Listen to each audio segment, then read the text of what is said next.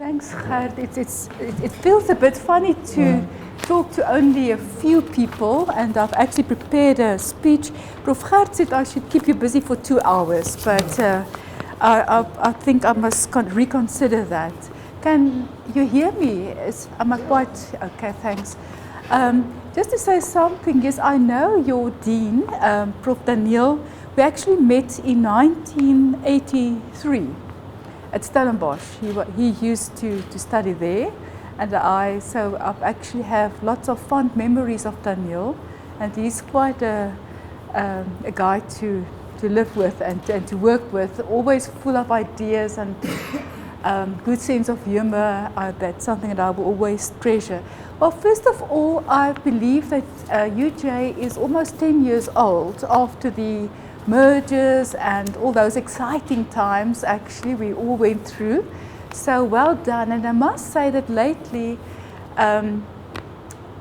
although maybe the 10 years started a bit, in turmoil, lots of uncertainties, but I think UJ has managed quite sufficiently under the leadership of your Vice Chancellor to really steer through all the hard times of getting different institutions and types of institutions together. And what I read in the newspapers from this institution, for me, it's really heartwarming, because I can see there's growth also in terms of the scholarship and the recognition that this university receives. So well done.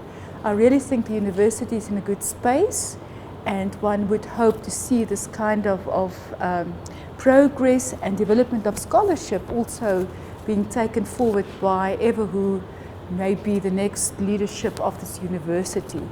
And I can just imagine that in your faculty, also with the leadership of Prof Daniel, that it must be quite exciting for you, and that there's new energy. It's always good to have new energies around. Prof Gert asked me to talk about challenges in higher education, and I thought maybe it would be good to talk about commerce, education, and then to separate a bit the undergraduate and the postgraduate level. Postgraduate education is very close to my heart.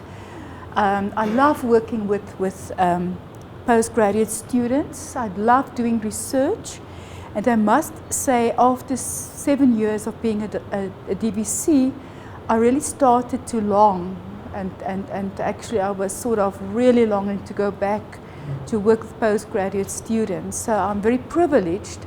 Just to give you some context, when I became the Dean of Research within the College of Humanities at UKZN, I was told that this year would be a real record year, and we have graduated, I've told Gert, 97 PhD students only within our college, and then 350 master's degree students. Now, having said that, it meant that I had to work through almost 100 times 3 and 350 times 3 external examiners' reports.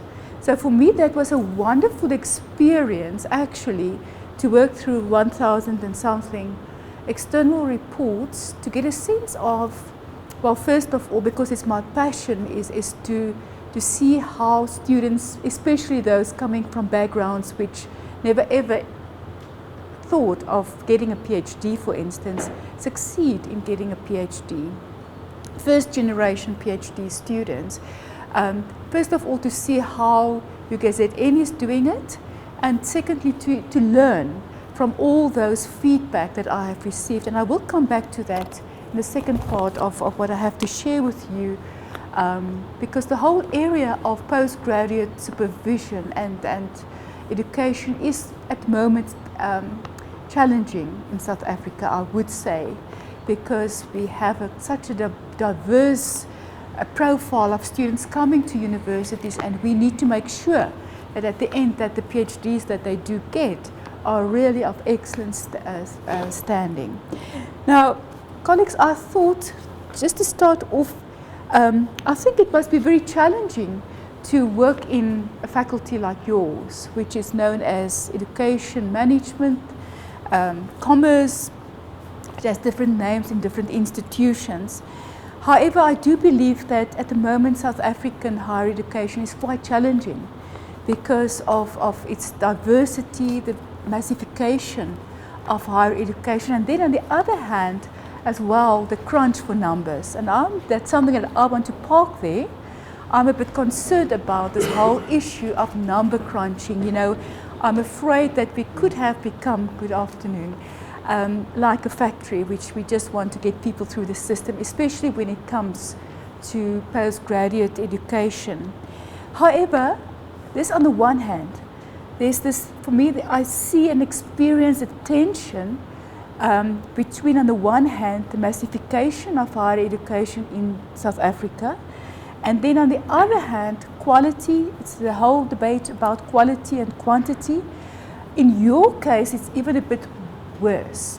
In a faculty like the one that you are in, which is about commerce, which is about economy, which is about the training of accountants, of bankers, of entrepreneurs, etc., because you have the South African context on the one hand, and on the other hand, you've got global pressures that are forcing you to deliver a kind of graduate to the world of work, which are expected to function and to think on a specific level. And how do you make sense and meaning of all of this? And then, if that's not enough, we also have to face the realities that are being created for us by the information communication technological world. And I think we don't even understand yet or grasp what is happening in terms of ICTs in the world and how students learn. And that is what I want to talk about a bit this afternoon. I think the whole ICT revolution is moving at the speed of white light, so to speak, and it's actually dictating to us on the one hand, and we know that we as academics, we are quite reluctant to change, especially when it comes to things like the pushing of buttons and electronics. I'm not good at that, I must admit too. But my challenge to you this afternoon is, why should students come to you, to your department? Most of you, I assume, are HODs, to this university to enroll full-time, with the emphasis on full-time, to study here if they can get it elsewhere. What I mean with that is, if there's a World Wide Web, they have access to gurus in the world, they have access to Coursera, they have access to edX, Udemy, and besides that, today's learners, they don't want necessarily to enroll more for degrees.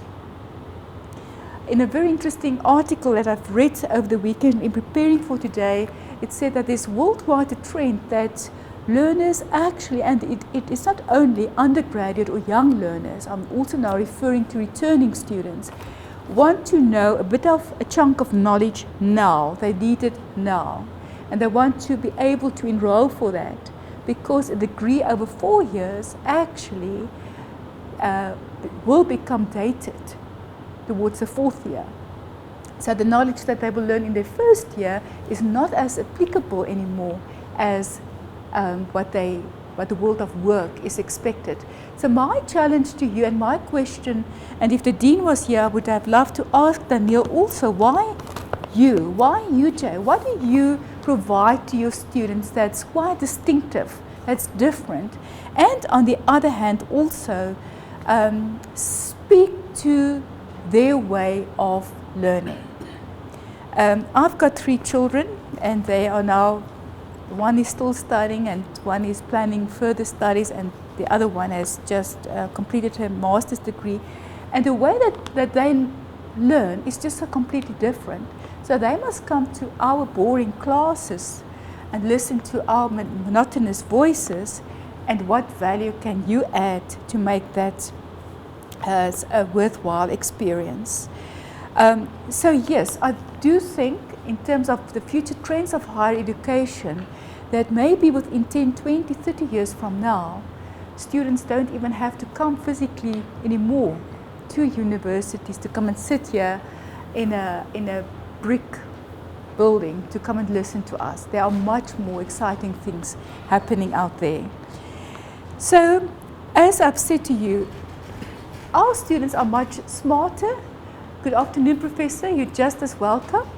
You haven't missed much, but you're so welcome. No, just join us. Difficult to divide one into two, except if you've got multiple personalities. Oh, it's split personality. In any case, I appreciate that you are here. So, I think they learn completely different from the way that we used to learn, and you know that. I'm not going to tell you much about that, more about that. But we cannot deny that the whole role of social media, the social web, is impacting hugely on how they learn. They construct knowledge, they make their own videos, they go online, whatever you say in class, they go and test later today, because they spend 6-7 hours on the social media, websites, etc. They post what you've said in your class on Instagram, whether you know it or not. So it's a completely different ball game, so to say. And then on the other hand, we have, in terms of your discipline, a world economy that is changing rapidly. The forces are differently. Systems, networks, markets are changing. And strictly spoken, we should be able to groom our students that they will be able to function not only in Johannesburg or in South Africa, but participate in the world economy and the sector that you are actually grooming your students in. Alvin Toffler, in his famous book, and maybe some of you read the book, Future Shock, says that to help avert future shock, we must create a super industrial educational system. And to do this, we must search for our objectives, methods in the future rather than past. Education must shift into future tense. So we should actually be able to forget about the way that we have been trained and our models and put ourselves in a future generation, which is hard to do because we are academics and we find it quite often hard to do. I thought I would share with you two important studies that I came across in preparing for today, which has an impact on, first of all, undergraduate curriculums in faculties like yours. The one is one that has been done by Hamburg University in Germany, and I thought it's equally applicable to you here at UJ. The one thing that they found in this study, and it was a big study they've done across Europe in 13 countries to determine what kind of undergraduate commerce curriculum should they envisage for the future of their students. Two emerging trends actually particularly became very prominent in undergraduate commerce education. The one is, what they say is that the integration, and maybe it's something that you are doing at UJ, and if you do it, I would like to compliment you on that, but it's about integrating commerce and liberal arts studies to help students better understand how commerce fits into wider society. I think it's a problem that most of us have. We teach theory, we teach our separate disciplines and subjects, but for students coming from their specific backgrounds, it's very hard to make this sort of bigger picture from all the bits and pieces that we teach them. So what do I mean in saying this? I think many higher education institutions believe increasingly that the traditional structure of undergraduate commerce curricula walls off liberal art courses from commerce courses. But the better blending of these two I think, will help to contextualize commerce for students who often struggle to understand how commerce, business, economics interacts with social, cultural, and political players. That's why a course, and I think UCT has done that at UKZN, there's a similar course, and I know that in Europe it's very popular, is what they call a B-commerce in political science, philosophy, and economics. Because apparently that grooms a person that has to stand in the business world much better for their roles. He cannot actually understand commerce or economics without really have a broader framework and reference in terms of political science or even philosophy.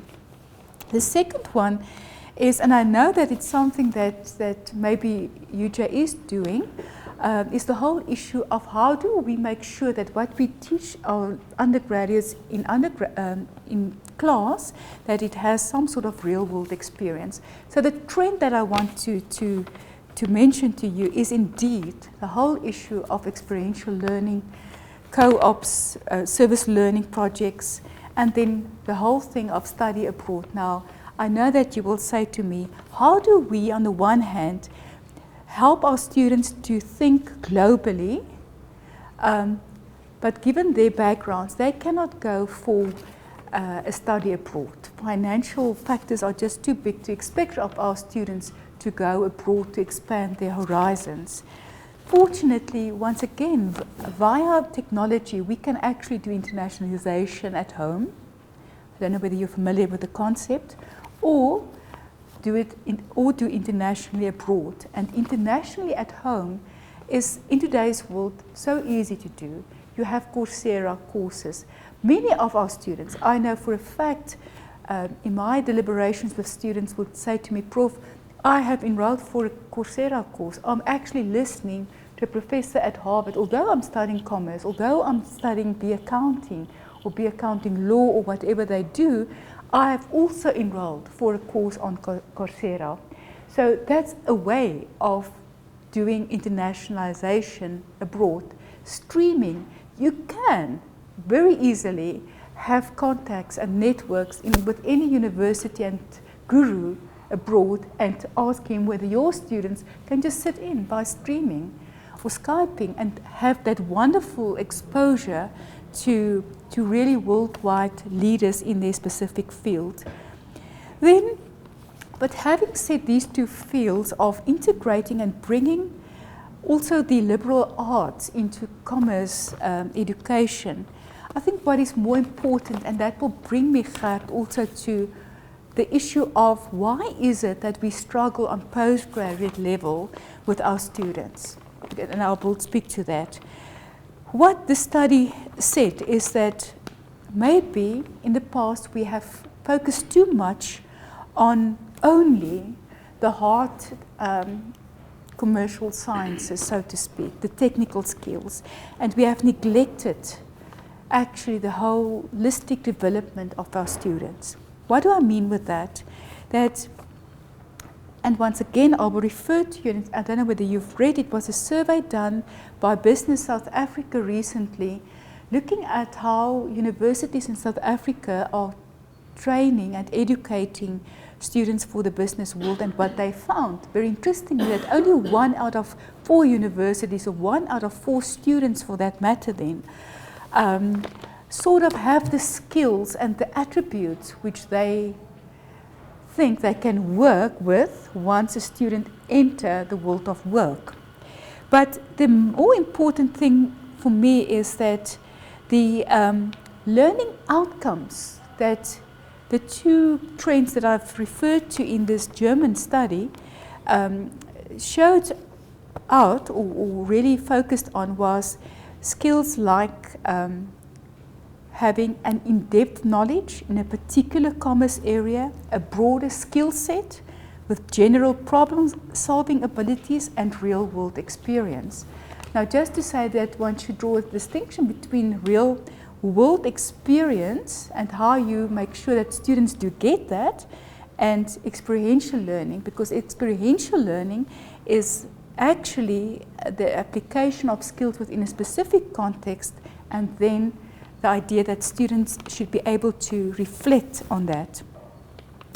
Now, institutions, I believe, should increasingly integrate within and across different commercial subject areas, and they should not stop only with liberal arts and commerce students. They should be looking at possibilities to blend on the one hand technical and other commerce skills. For example, students should learn how commerce ethics, and I'll come back to that, organizational management and finances all fit together. Because otherwise it's knowledge that is being compartmental, and they don't see how to integrate all of that and how does it relate to each other. So what can we do to make students developing those skills? Service learning. And I know that UJ has embarked on service learning, but I think sometimes there's a mismatch, because service learning is actually supposed to feed back into the curriculum. And we think just sending students out there into communities is service learning, and it's not, because the powerful thing of service learning modules is that it should fit back to the curriculum and actually improve on what we have.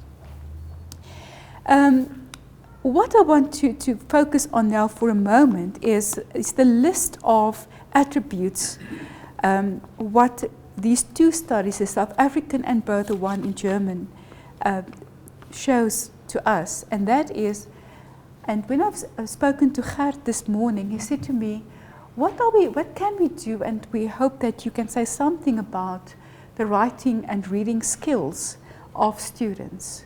Now, in the study that was done in South Africa, it was said that, and that we know, actually it's not a surprise, that students overall, not only in a discipline like yours, they really, really lack communication skills, commerce speaking skills. And my question to you is, what do you do as HODs, as people that are supposed to provide the intellectual leadership, because that's your job?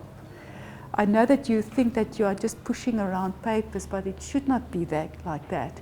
Your job should be to provide intellectual, disciplinary leadership to the people that are reporting to you. What do you do in the curriculum and in the leadership and guidance that you provide your younger academics that teach our students to develop each of these skills? Their commerce, writing and speech. How awful it is sometimes to listen to our students. They cannot really write properly. They cannot write 2 or 3 sentences. And I'll come back to that. And when they start to speak, they can't articulate themselves properly. Now you can say to me this afternoon, Prof, but it's the school system, and rightfully so. We've got a huge, huge problem in this country. If you just listen to all the articles that have been written since, when was the holiday? Tuesday, which was Youth Day, and reflections and critique about the current education system, I think I share, and we all share the same concern that we are in big trouble in terms of education. 21 years after 1994, and I'm an educationist. I've trained teachers in my career, and I can tell you that there are so many things to worry about. Our school children's writing ability, literacy levels are worse than ever. And I'm sorry if I'm very outspoken about that. And the sad thing is that it's expected from higher education institutions, and you know that, you feel that, you experience that on a daily basis, to address those issues. And my question is, how can it be expected from us in higher education, where we need to focus on higher level of education and training to deal with things that have went wrong 18, in some cases actually 20 years prior to that. So it is a big challenge, and I will come back to what does it mean on the postgraduate level. I believe that universities, because it has become our problem, not in the next 2 or 3 decades, we will have the privilege to see a generation of scholars coming through that are really well prepared for higher education in this country. I doubt. If it's 3 decades from now, it would be actually, I think, a miracle. Unfortunately, people turn a blind eye, and this is becoming quite catastrofisch, to use the Afrikaans word, in terms of that. So what is it that we need to develop within our undergraduate students so that they will be able to, hopefully, once they enter the world of work, on the one hand, have these abilities, but secondly also when they return to you as postgraduate students will be able to do. I've already referred to the commerce writing skills and speech skills, critical thinking skills. The sad thing is that we have also in higher education a generation of academics that themselves do not have critical thinking skills. I see it with my own, and I can just refer from my work with students, where students would really be critical and make critical evaluation in exam papers or essays, and the lecturer will write back and say, but where did you read this? This is not in the notes that I've given you. So once we keep on with that kind of mentality in higher education, we won't be able to develop people that will become critical thinkers. If we don't demonstrate that ourselves, how can we expect that from our students? Cultural and gender sensitivity, leadership abilities. Our country has a crisis in terms of leadership. We see that on all spheres, whether it's in parliament, which is becoming a circus, whether it's on a provincial government level, even in our institutions, we see a lack of leadership that is characterized by integrity and ethics.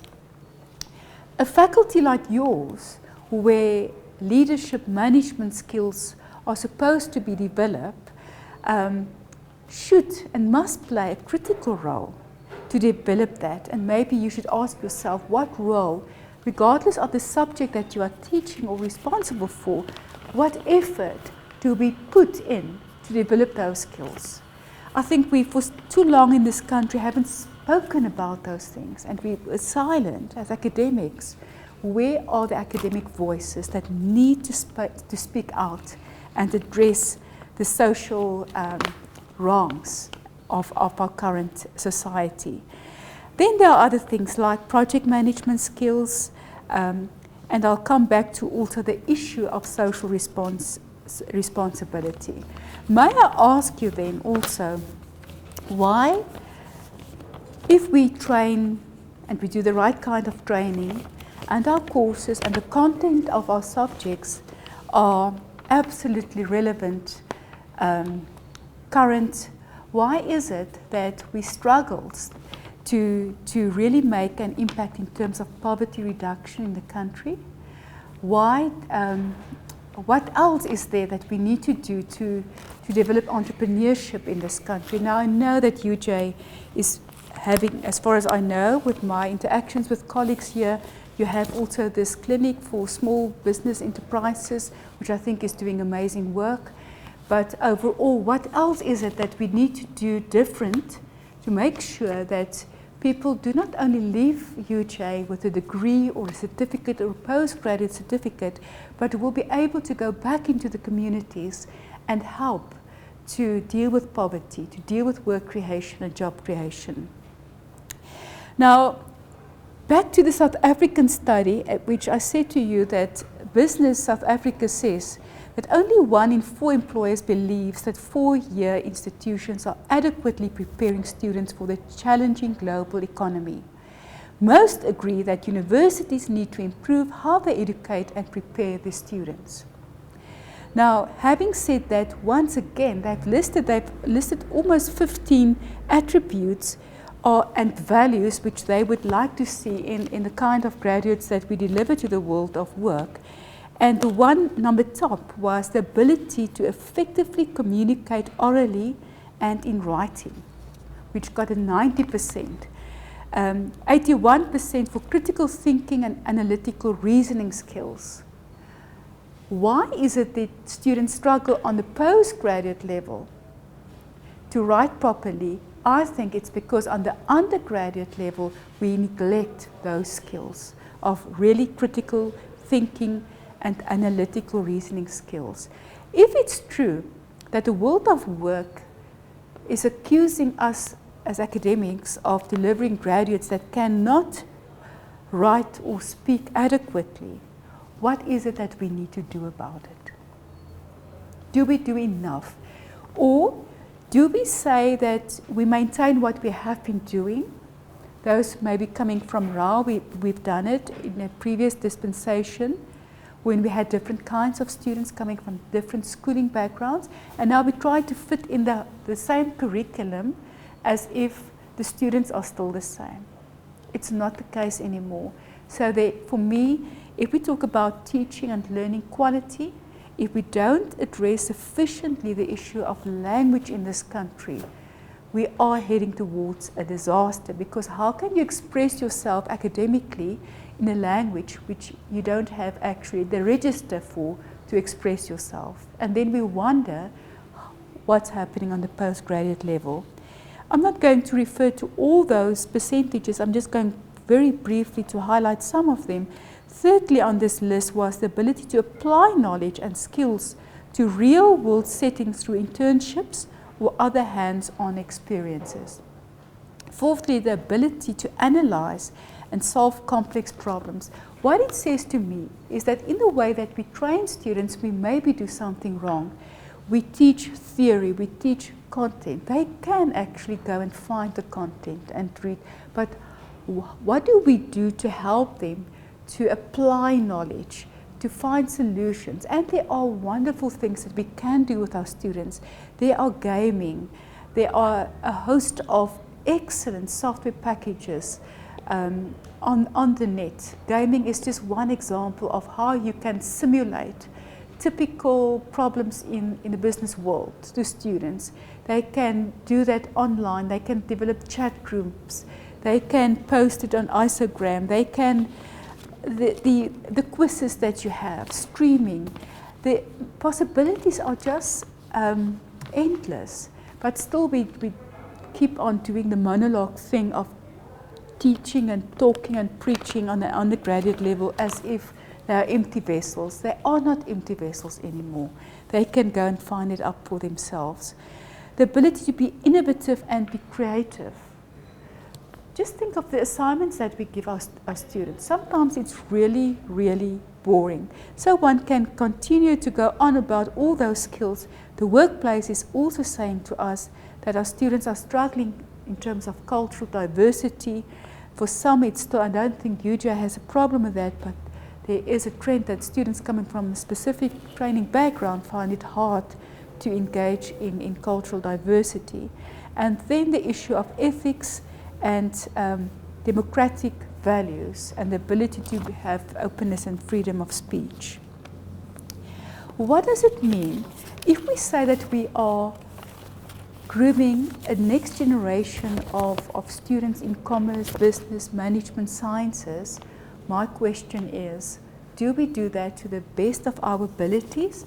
And what do we put in the undergraduate level that prepares students to take up postgraduate education? And I want to talk about that.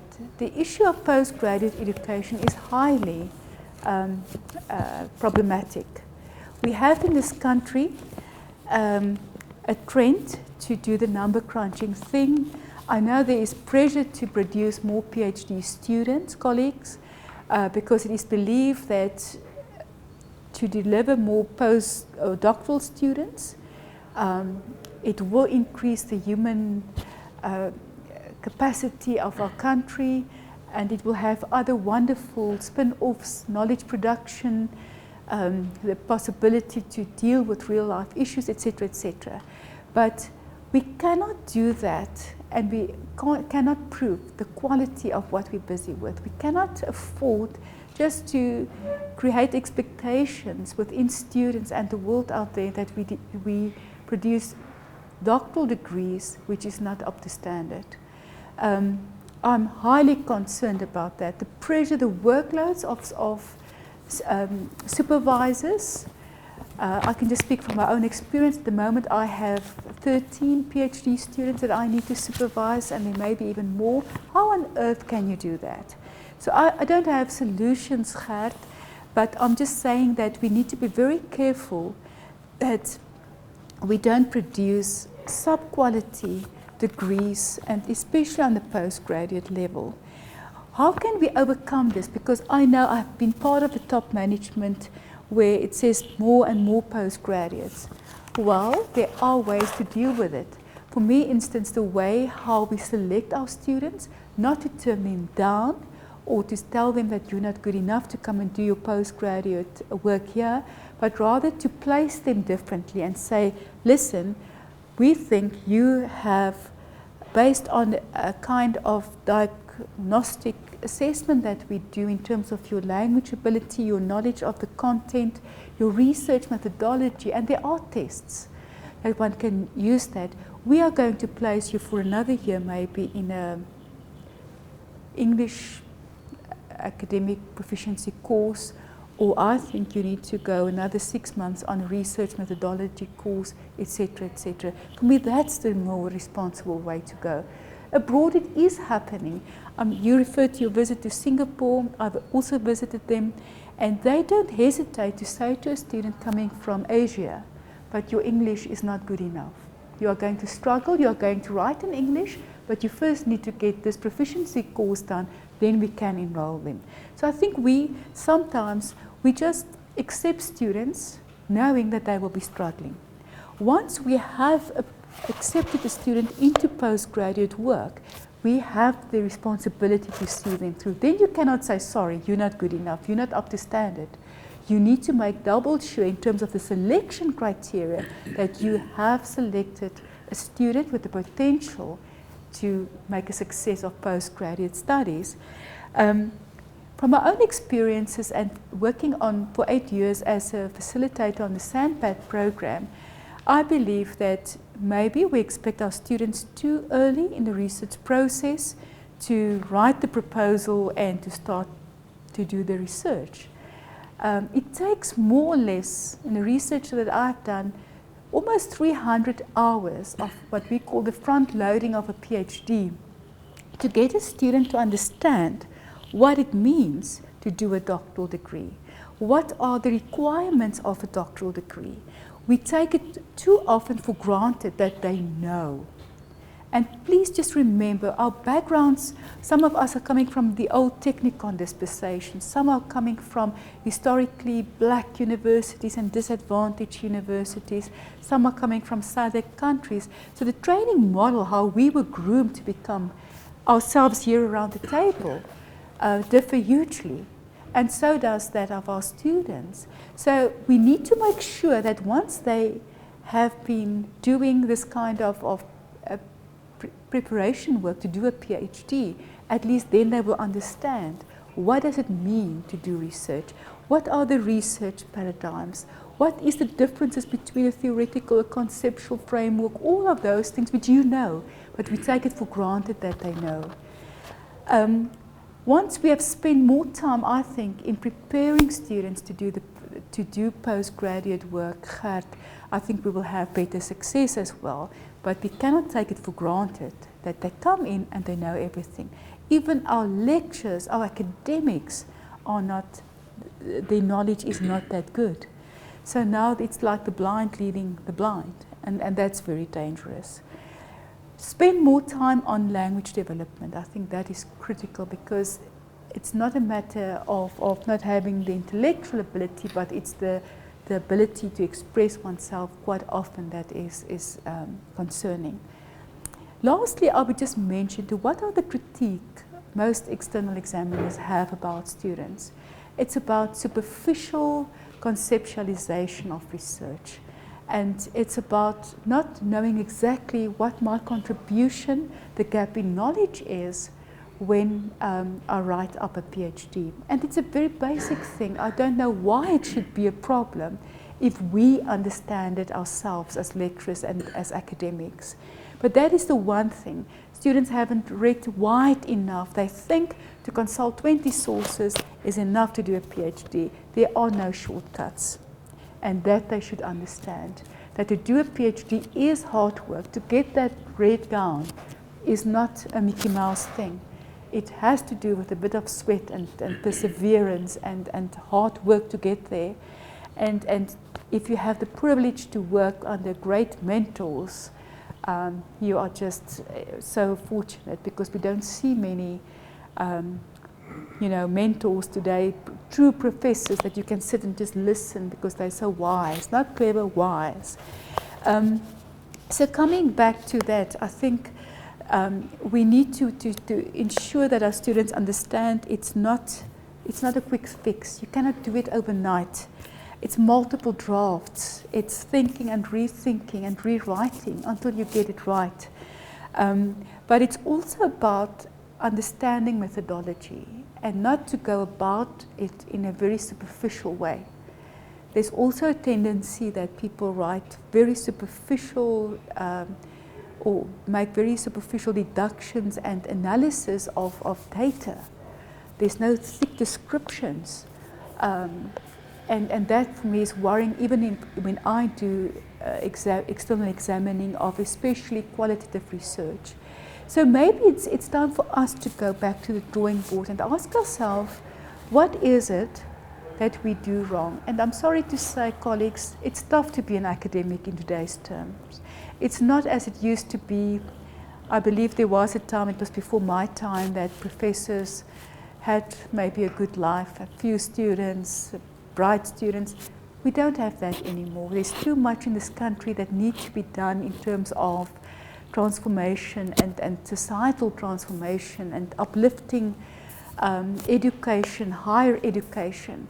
So I have lots of empathy, understand that it's not easy to be an academic. Sometimes I also think maybe I should go and find myself another job. But we need you. We need you to help and assist to groom the next generation of academics in this country, and to make sure that the bit that we can play in our departments, in our spheres of influence, that we can make the difference and make people excited about being an academic and doing research. If you go every work to work like this and you drag yourself, my word, what kind of leader are you? You must look at least very enthusiastic. And be a role model for them.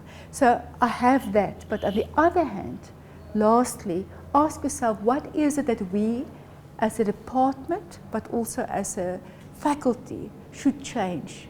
We cannot continue doing things in the same way and think it's going to deliver the same results. And if it has to do to go back to the drawing board and relook our curriculum and build in there interventions, then we have to do that. That by the end we leave our graduates that we will be proud of them, whether it's on the undergraduate level or on the postgraduate level, that we know that we've done our best. I wish you well, and I wish that you all will be academics that have a passion for what you're doing. I hear so many moans and groans, fortunately not from here, but when I work in the country, people that say, this is not nice anymore, I don't want to be, too much admin, too much policies, and it's partially true. But you are now on a road of no return, and you must enthuse other people also to become academics. Otherwise, we're going to have a very skewed and crippled higher education system. I don't think I've said anything new. I don't think I have said something that you don't know. But just to affirm you and say to you, well done. And it's always a privilege to work with young people and to have the ability to work with other people's minds and do that with great responsibility, with integrity, and to the highest level of ethics. Thank you, Gert. The University of Johannesburg. Rethink, reinvent.